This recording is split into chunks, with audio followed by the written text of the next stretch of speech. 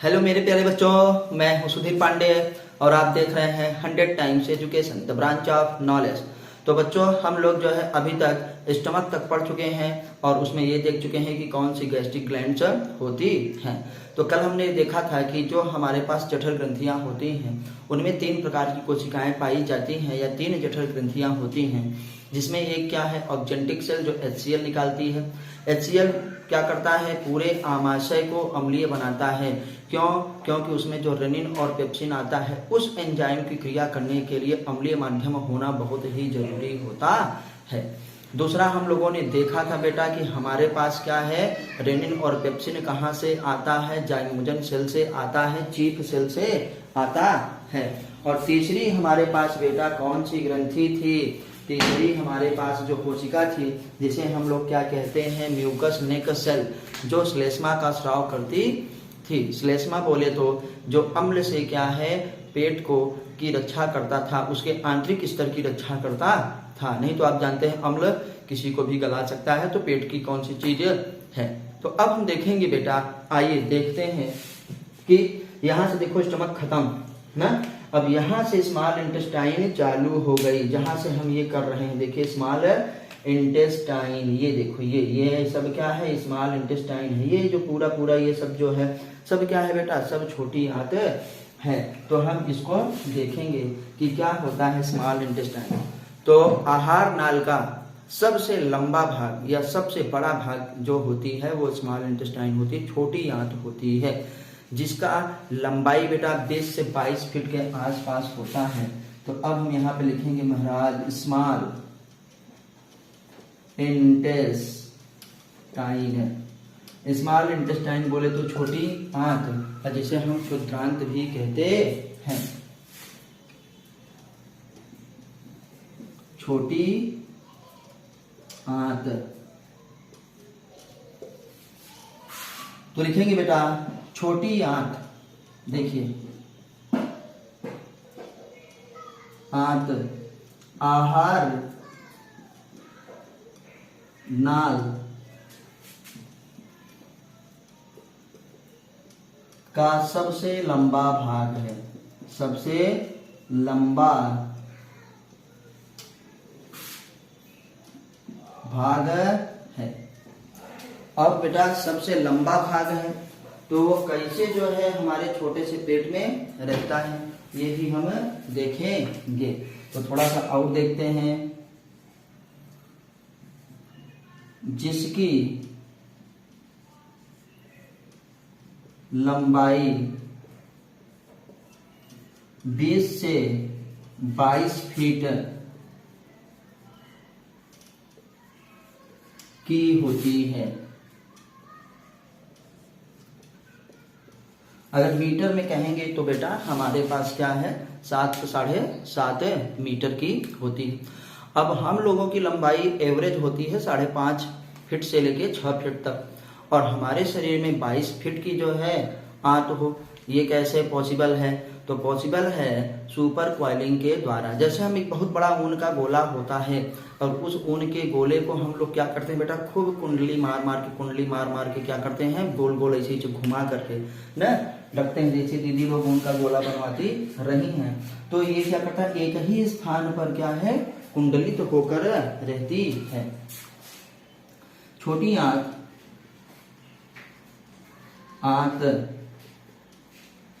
अति कुंडलित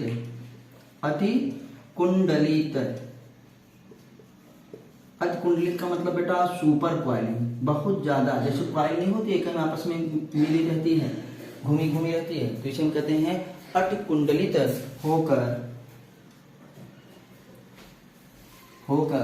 एक ही जगह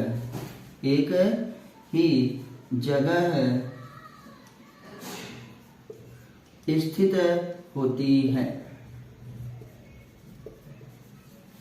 अब बेटा और देखते हैं कि हमारे पास अब इतनी लंबी है तो इसका फायदा क्या है बेटा। ये सतह क्षेत्रफल को बढ़ाती है, जिससे हर पॉइंट को बच्चे अच्छे से समझिए, जिससे पाचन तथा अवशोषण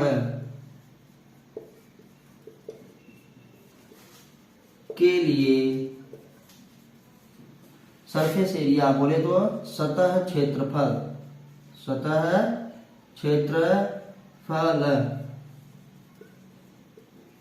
बढ़ता है या बढ़ जाता है, अधिक सतह बेटा प्राप्त होता है। अब सतह अधिक प्राप्त होता है तो इसका मतलब क्या है बेटा, यहाँ पे पाचन ज्यादा होता है, सबसे ज्यादा पाचन यहाँ पे होता है। देखिए हम लोग माउथ में आए थे बेटा, तो माउथ में किसका पाचन हुआ था, स्टार्च का, मतलब मंड का 30% केवल। पेट में आए थे तो पेट में किसका पाचन होता है बेटा, प्रोटीन का। यहाँ पे जब पाचन हुआ था तो किसके, लार एमाइलेज के द्वारा, जिसका नाम है सेलेवरी एमाइलेज या पुराना नाम उसी का है टाइलिन के द्वारा होता था, याद रखिएगा। स्टमक में प्रोटीन का पाचन होता था किसके द्वारा, रेनिन और पेप्सिन के द्वारा। क्यों, क्योंकि प्रोटीन का पाचन अम्लीय माध्यम में होता है, कहाँ, पेट में, तो इसीलिए HCl निकलता था ताकि इस भाग को वो अम्लीय कर दे। और जो म्यूकस निकलता था इसी म्यूकस नेक से, ये हमारे पास क्या है, इस वाल को क्या है, बचा के रखे, आंतरिक स्तर को बचा करके रखे। तो रेनिन और क्या है, पेप्सिन आ करके जो दूध की प्रोटीन होती थी उसको यहाँ पे पचाते थे। बच्चों में रेनिन और बड़ों में क्या है बेटा, पेप्सिन होता था। तो जिन्होंने ये पिछली वीडियो ना देखी हो उनसे रिक्वेस्ट है कि प्लीज वो प्लेलिस्ट में जाएं। प्लेलिस्ट है कि बायोलॉजी क्लास 10th है, उसमें बच्चों आप सारी की सारी वीडियोज देख सकते हैं और बहुत ही अच्छे से। अभी कल बायो का पेपर हुआ है क्लास 12th वालों का, जितना हमने पढ़ाया था 100% क्या है, बायोलॉजी जो है NCERT से ही आई है। और 10th का भी हमारे पास बेटा जितना भी अभी साइंस में आया था सब कुछ जो है NCERT से ही आया है। कोई भी एक भी क्वेश्चन ऐसा नहीं था जो NCERT से ना हो। तो आपसे रिक्वेस्ट है कि बस वही पढ़िए ना, सिलेक्टिव पढ़िए, कम पढ़िए, लेकिन ना बेस्ट पढ़िए, क्वालिटेटिव पढ़िए, क्वांटिटेटिव पढ़ने की जरूरत नहीं है। तो बेटा यहाँ पे क्या होता था, प्रोटीन का पाचन होता था। अब आते हैं छोटी आंत, यहीं से चालू हो जाती है, यहीं से चालू हो जाती है। तो यहाँ पर छोटी आंत में कार्बोहाइड्रेट का भी पाचन होगा, छोटी आंत में क्या, प्रोटीन का भी पाचन होगा, और छोटी आंत में वसा मतलब फैट का भी पाचन होगा।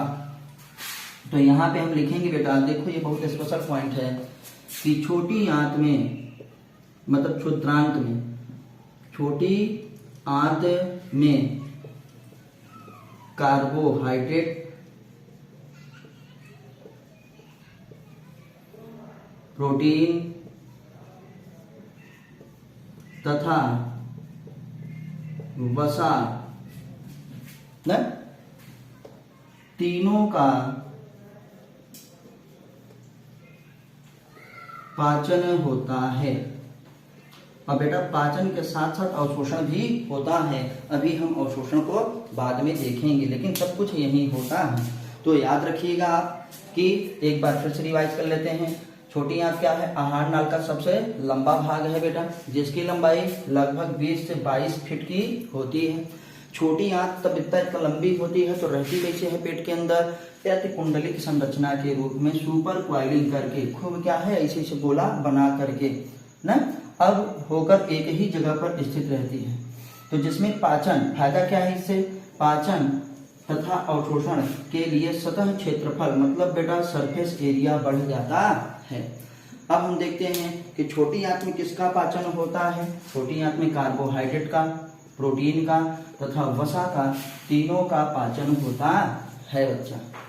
जब महाराज तीनों का पाचन होता है तो इसमें क्या है, इसकी मदद कौन कौन करता है, ये देखो ये है लीवर, लीवर भी इसकी मदद करता है। और ये देखो अग्नाशय, हमारे पास पैंक्रियाज, क्या बेटा, अग्नाशय बोले तो पैंक्रियाज, ये दोनों क्या है बेटा, देखो इसका भी स्राव यहाँ पे आएगा और इसका भी स्राव क्या है यहाँ पे आएगा। ये दोनों मिलकर के यहीं पे क्या है अपना जूस निकालती हैं, रस निकालते हैं।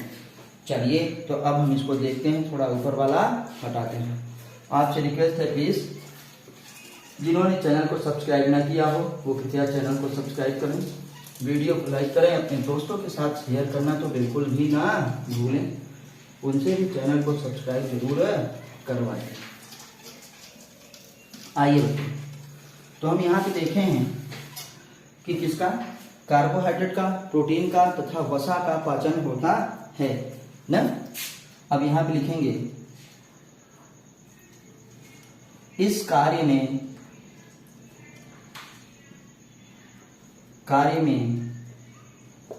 अग्नाशय, जिसे हम पैनक्रियाज कहते हैं बेटा,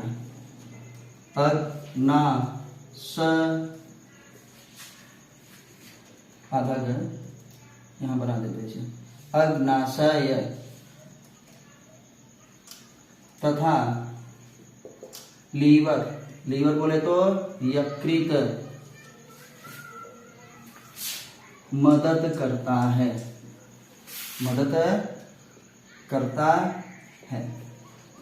अब आइए देखते हैं कि अग्नाशय कैसे हमारे पास मदद करता है बेटा।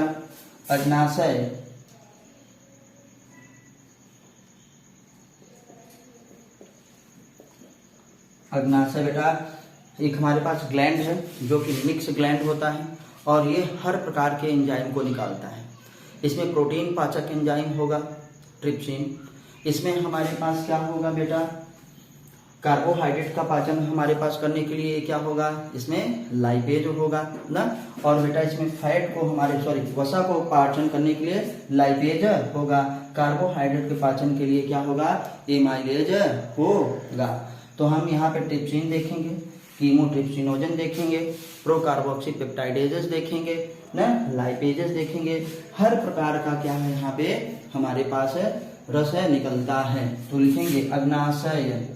आइए देखते हैं इसी में अग्नाशय भी देख लेते हैं। अग्नाशय मिश्रित ग्रंथि है। क्या है, मिश्रित ग्रंथि है, जिसमें क्या है, इंडोक्राइन अंतःस्रावी भाग भी होता है, पोर्शन, जिसे हम क्या कहते हैं बेटा, अंतःस्रावी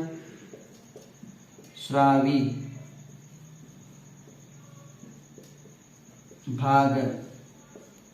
इंडोक्राइन पोर्शन अंतःस्रावी भाग होता है जो इंसुलिन और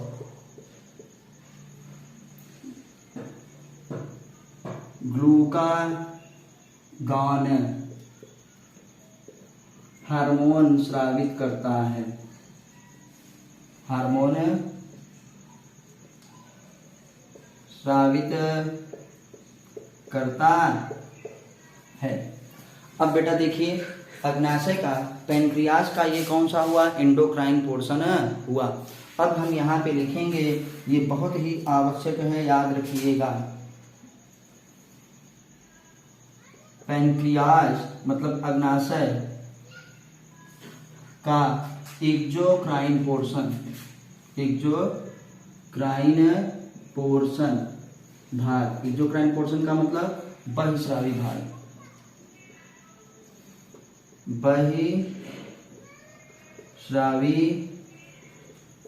भाग क्या करता है बेटा, बहिस्रावी भाग न पाचक रस का स्राव करता है।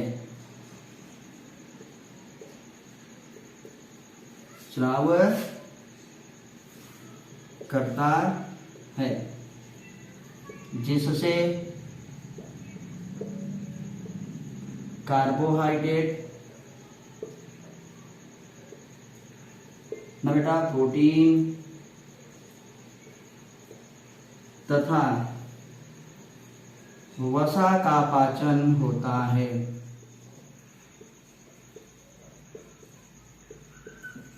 आइए बच्चों, अब हम लोग इसको हटाते हैं और थोड़ा एक बार फिर से रिवाइज करते हैं। इसीलिए आपके सामने ही नोट्स बनाते हैं ताकि आपको भली भांति अच्छे से दिखा सकें। तो आप एक बार स्क्रीनशॉट लेना चाहें तो स्क्रीनशॉट ले लीजिए।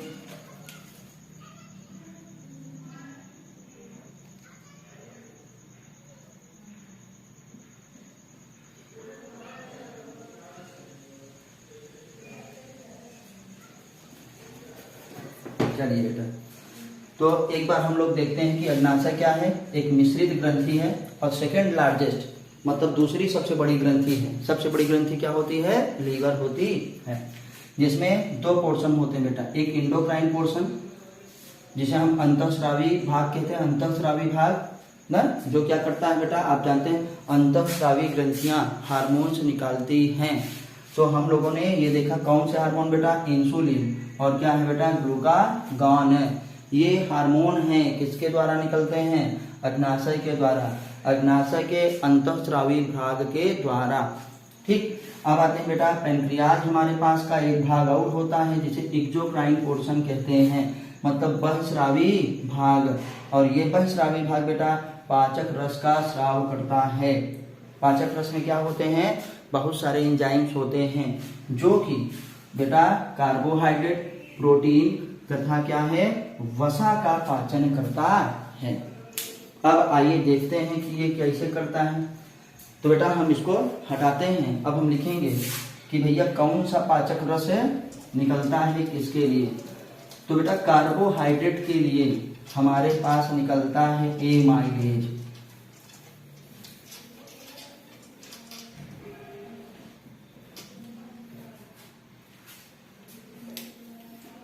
तो बेटा अग्नाशय से ही पाचक रस किसके लिए, एक पाचक रस निकलता है जिसका नाम है हमारे पास अग्नाशय का एमाइलेज। देखो लार में निकला था क्या, सलाइवरी एमाइलेज, इसमें क्या निकलेगा, केवल एमाइलेज। तो एमाइलेज बेटा किसका पाचन करता है? कार्बोहाइड्रेट का। किसका? कार्बोहाइड्रेट का। इसी में बेटा दूसरा हमारे पास पाचक रस है ट्रिप्सिन। क्या है? ट्रिप्सिन। तो ट्रिप्सिन बेटा किसका करता है बेटा? प्रोटीन का।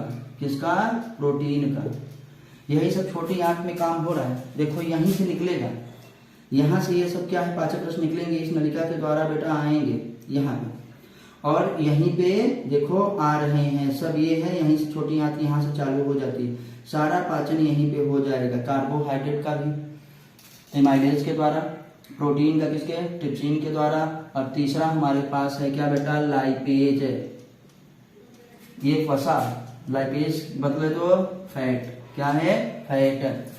तो कार्बोहाइड्रेट को कार्बोहाइड्रेट आप जानते हैं, प्रोटीन को प्रोटीन ही कहते हैं, फैट को क्या कहा जाता है? वसा। क्या है?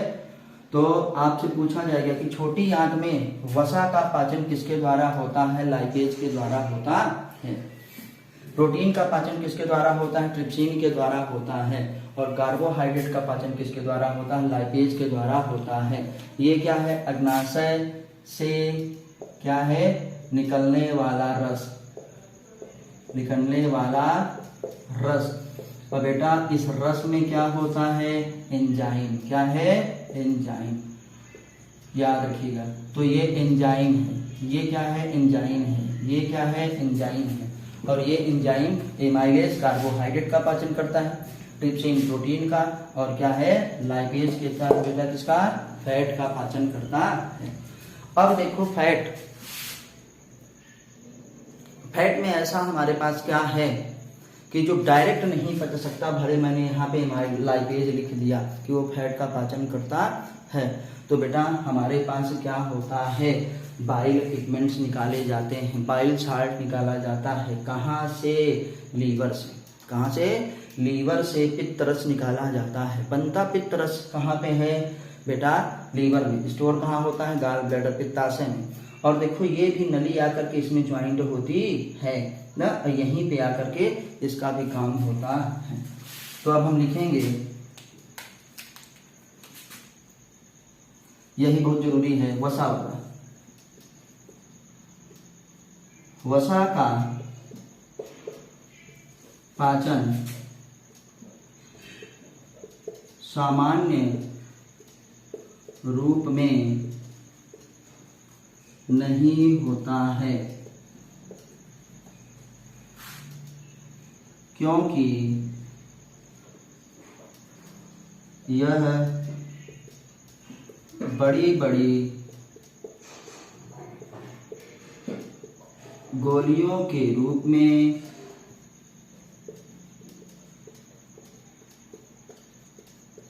क्या बेटा रहता है।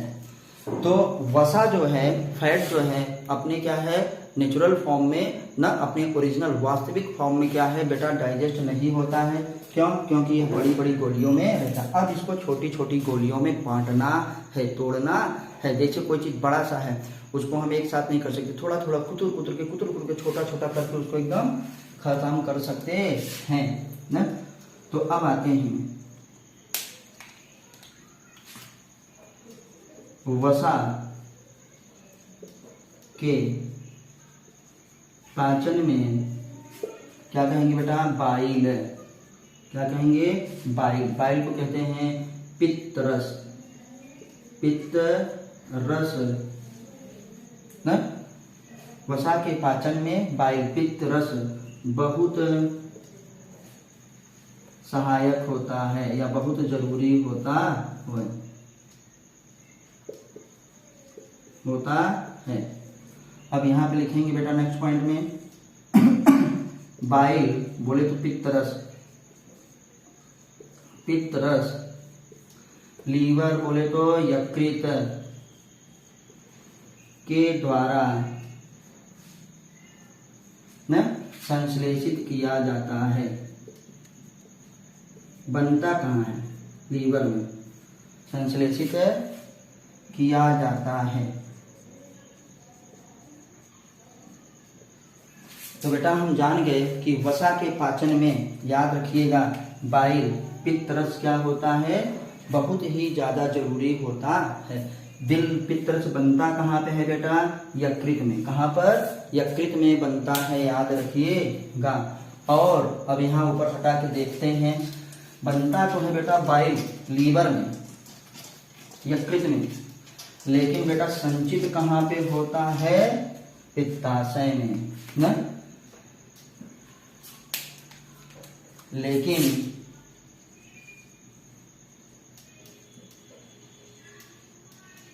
पित्त रस बोले तो बाइल। देखो ये बेटा पित्ताशय यहां से आएगा, यहां इकट्ठा होगा। पित्त रस पित्ताशय जिसे हम क्या कहते हैं बेटा? गाल ब्लैडर, गाल ब्लैडर में संचित होता है। संचित तथा सांद्रित, गाढ़ा होगा तथा सांद्रित होता है।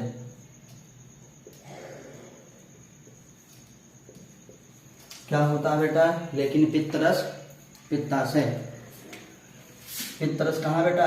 पित्ताशय में, गाल ब्लैडर में संचित तथा सांद्रित होता है। जैसे बच्चा हम कोई चीज नहीं बनाए, लड्डू बनाए, तुरंत उसको बांटना नहीं, पहले उसको इकट्ठा एक जगह रखेंगे, उसको खुआएंगे अच्छे से, वो और बन जाएगा। तो इस लीवर में पित्तरस बनता है और ये पित्तरस क्या है? फिर पित्ताशय में स्टोर होता है, याद रखिएगा। और ये फैट को क्या है? तोड़ने के लिए, उसके छोटी छोटी गोलियों में बदलने के लिए बहुत जरूरी होता है। अब यहाँ पे लिखेंगे बेटा हम लोग क्या लिखेंगे?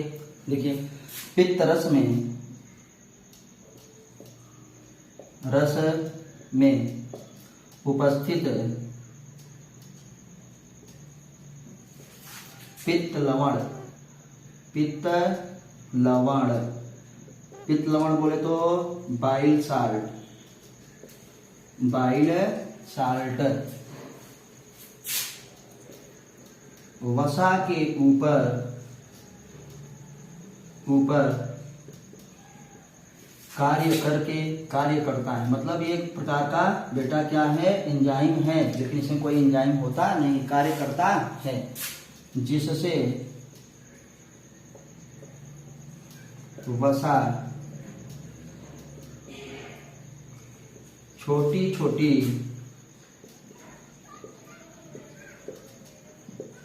गोलियों में बदल जाता है या टूट जाता है, बदल जाता है। इसे इमल्सीकरण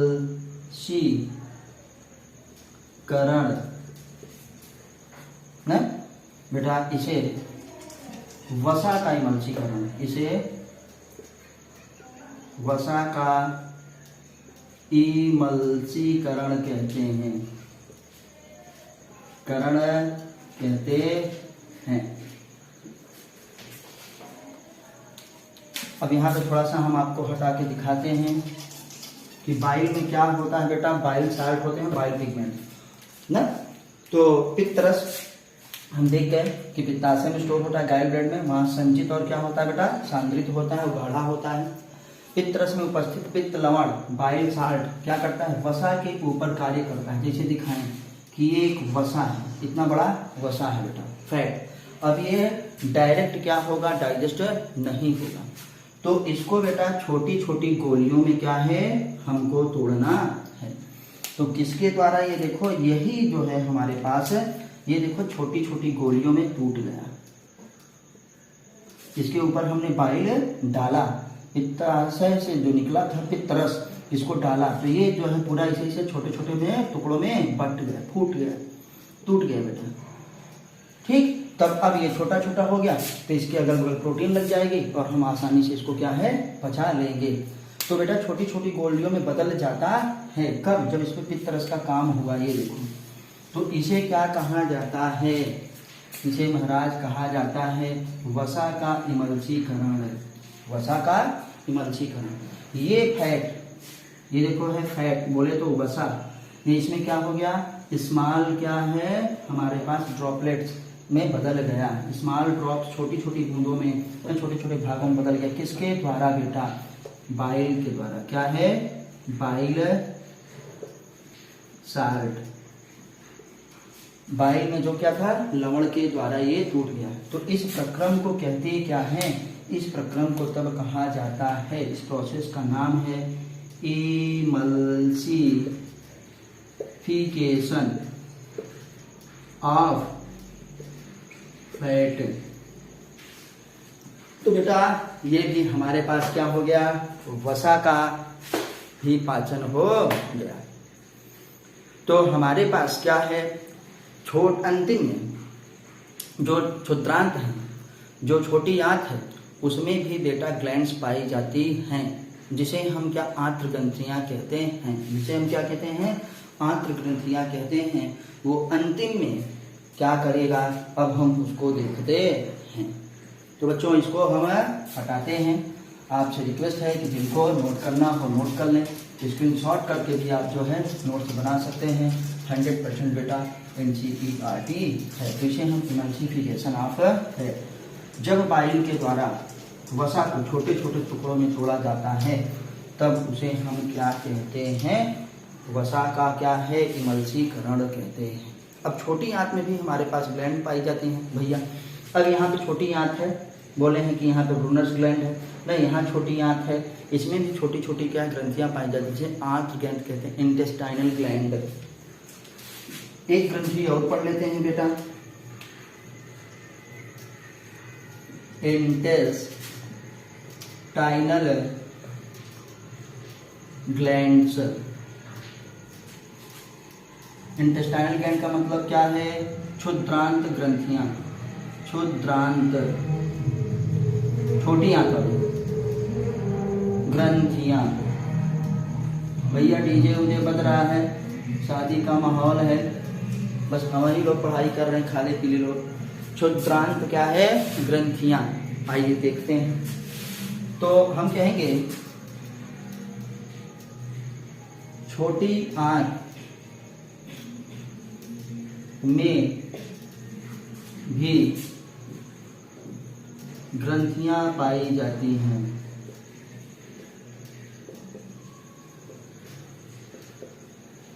पाई जाती हैं जो ना फाइनल जूस, अंतिम क्या है, रस निकालती हैं, जो कि क्या है बेटा, कार्बोहाइड्रेट को, प्रोटीन को, फैट को पूरी तरीके से क्या है, पचा देता है। जो पाचक रस निकालती हैं, अंतिम में इसी के द्वारा होगा, जो पाचक रस निकालती हैं, जिसे हम लोग क्या कहते हैं, इंटेस्टाइनल जूस कहा जाता है बेटा, जिसे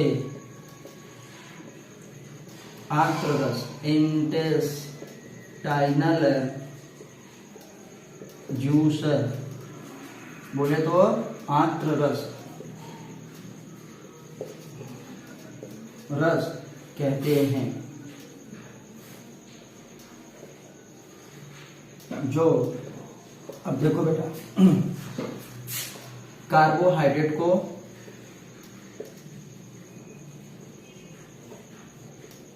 किस में तोड़ देता है? ग्लूकोज में।